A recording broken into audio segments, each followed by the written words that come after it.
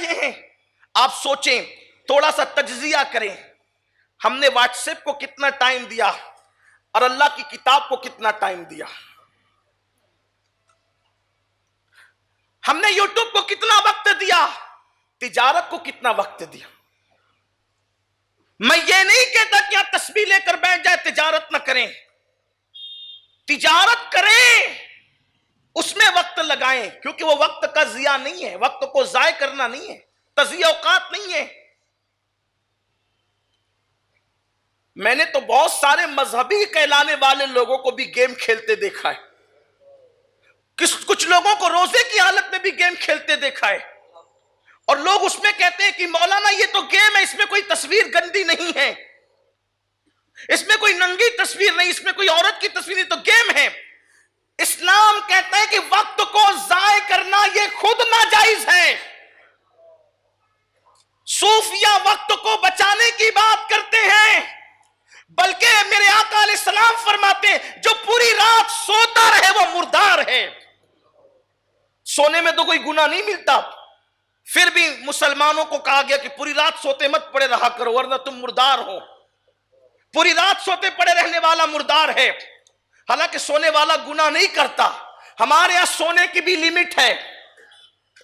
ولایت, جس کو ولی بننا کہتے ہیں, ولایت اللہ کی دوستی, اس کا پہلا زینہ 3 چیزیں ہیں: کم کھانا, کم سونا, کم بولنا. اللہ کے رسول علیہ الصلوۃ والتسلیم نے فرمایا میری امت کے کچھ لوگ ایسے ہیں, سنیے دل کے کانوں سے.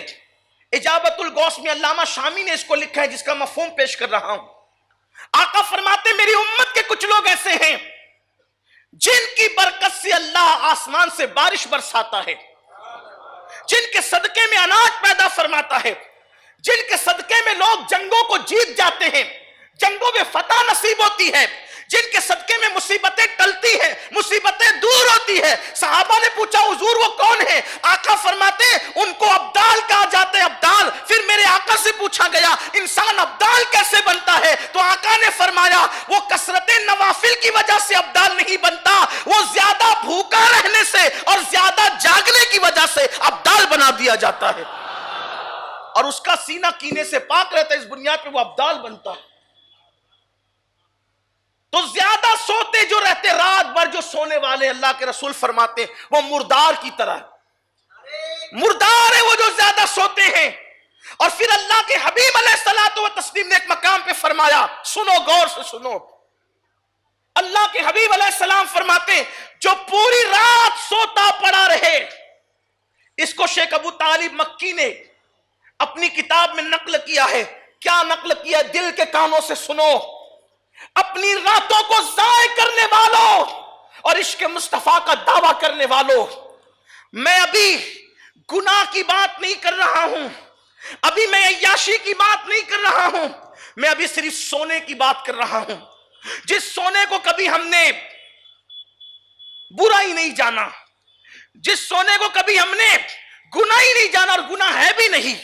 میرے آقا صلی اللہ علیہ وآلہ وسلم فرماتے ہیں جو پوری رات سوتا رہے, پوری رات, جو پوری رات سوتا رہے اور مجھ سے عشق کا دعویٰ کرے, میں محمد اعلان کرتا ہوں کہ وہ جھوٹ بول رہا ہے.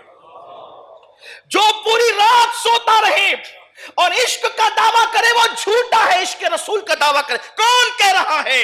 مصطفیٰ جان رحمت فرما رہے ہیں.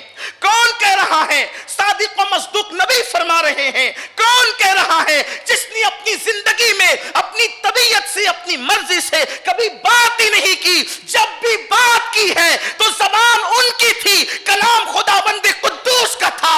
افصح العرب سید الفصحاء مصطفیٰ جان رحمت فرماتے ہیں جو مجھ سے عشق کا دعویٰ کر کے پوری رات سوئے وہ جھوٹا ہے, جھوٹا.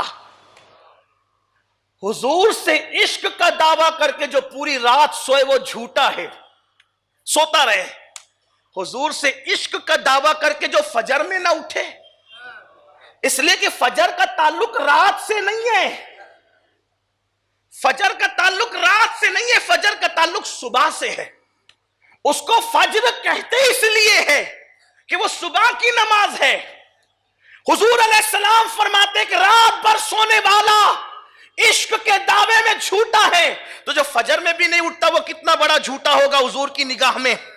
ایک بات اور دوسری بات، جو صرف رات بھر سو جائے وہ عشق میں جھوٹا ہے، اور جو اپنی راتوں کو انٹرنیٹ پر زنا کے مناظر دیکھتے ہوئے گزارے،